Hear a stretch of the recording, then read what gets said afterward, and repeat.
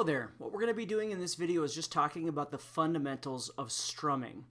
One of the things that people do incorrectly a lot is that they don't spend enough time working on actual physical strumming. And of course, I know you know how to strum, but what I want to do today is I just want to focus on some things that you should think about when you're trying to strum.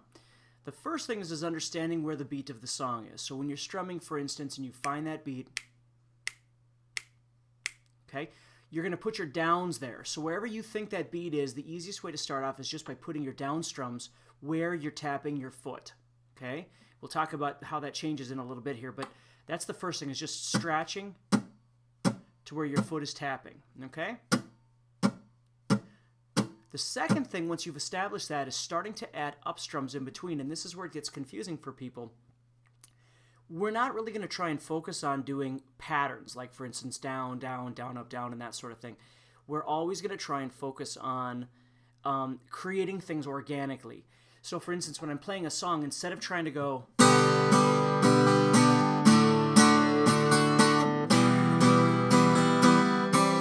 there's two elements that I always want to think about, and the first one is creating a more organic sounding strum, and the second thing is the dynamic level, the contrast that I'm using when I'm trying to strum. So for instance, let's say I took that same example, changed it up a little bit. So instead of just strumming it with the strumming pattern, I started simply strumming it like this.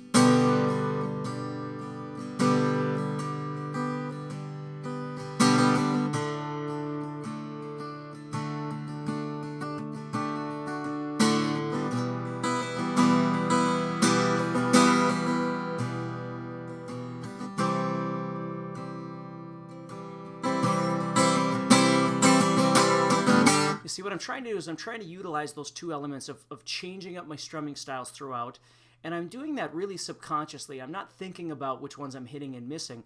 The goal for you, and that's what this video is about, is to make sure that you're always thinking about the arm moving back and forth, and you're just feeling the motion of that arm. It always reminds me of playing like a maraca. When you play, it's just back and forth. You know, you don't ever want to start and stop and all this sort of thing, because you're losing that motion of the strumming itself. It's like running. One foot goes in front of the other. That's the easiest way, the smoothest way to be able to move from point A to point B. Strumming's the same way. So what we've got is we've got these down strums. Now we could start adding up strums in between. So I'm going to add all the up strums just to show you my example. So here's my downs. Here's the ups. Now at this point, one of two things is going to happen. Either I'm going to start thinking of things in my head, or I'm going to start feeling something and my arm's going to move there, or I'm not. And let's say I'm not. Nothing's happening. I'm not really thinking about anything. I'm not feeling anything. Here's what I want you to do. I want you to take and strum everybody like I was doing, but then you're slowly going to move your hand out away from the strings. You're going to keep strumming, and then you're just going to start moving back in, and then you're going to move out and move back in. So again, watch what I do. Here's my downs. Here's the ups, and here I go.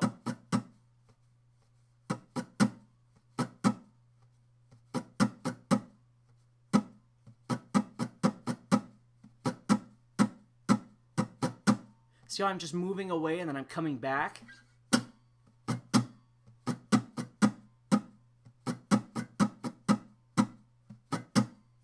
Okay, so you're creating on this organic level. You're just moving out and you're coming back. You're moving out, you're coming back. You just keep doing that over and over and over.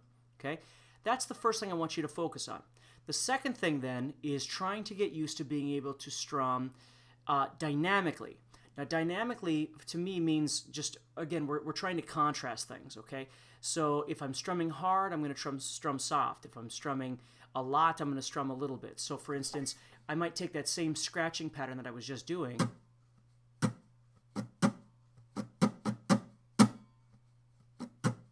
See how I'm coming in and coming out in different places? Okay, I'm contrasting that pattern. Now the second part is the strength at which I'm hitting the strings. I don't always want to hit hard on a down. I want to kind of varietize that. So if I was going,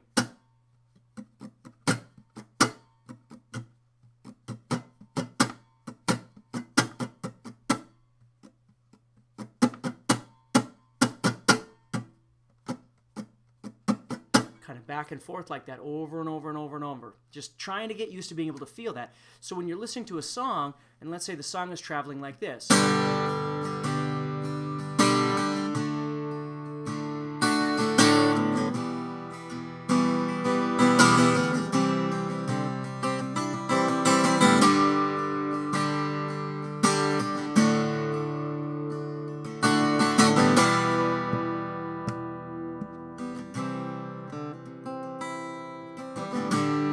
See, so what we're trying to do is just create this sound with our strumming that sounds, again, for lack of a better term, organic. It's just sounding real nice. It's something that people are compelled to want to listen to.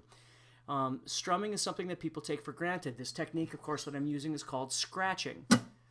So what you do is you throw in a CD or your iPhone or whatever it is, and you just start listening to music, and you start finding where that beat is, and you start trying to create a rhythm. Now, of course, the real goal for you is to be able to separate this rhythm from these chords. If you're ever having to think about these two things at the same time, usually what happens is you get some failure in there. And so the goal is always make sure that you're practicing your chords more than enough, practicing all the other fundamentals that I talk about in these videos, bouncing and visualization and all those sorts of things. And then the other part is making sure that you're practicing scratching to the song. So hopefully what happens is you just start simply putting these two things together and creating the rhythm that you want.